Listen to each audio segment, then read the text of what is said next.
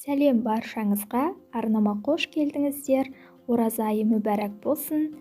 Бүгін сіздермен өте жұмсақ, бір жасағаннан шығатын, осындай пышный болып тұратын ерекше шарлотка пирогын әзірлейтін боламыз. Видеомды соңына дейін қарап, арнама тіркеліп, лайк басып, комментарий қалдыруды ұмытпаңыз. Ол мен үшін өте маңызды. Ал ендеше пирогымызды әзірлеуді бастайық.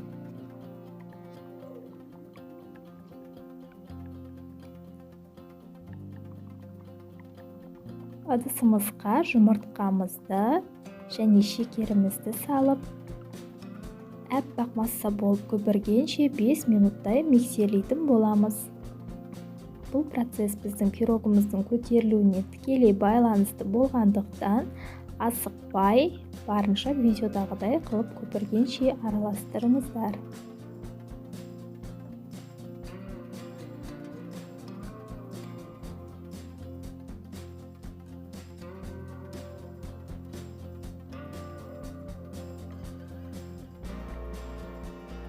Енді алдын ала електен өткізілген ұнымызға жарты шай қасықтай разрыхлителімізді салып, массамызға қосамыз және тағы да миксерлейтін боламыз.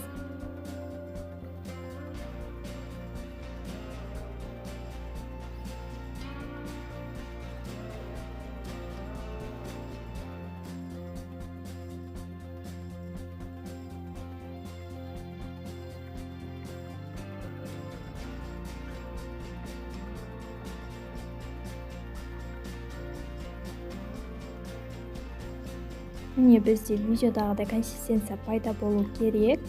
Енді алдын ала турап алған алмамызды массамызға салып, жақсылап араластыратын боламыз. Рецептінің толық нұсқасын описание бөліміне жазып қалдырдым. Сонда өтіп қарасаңыздар болады.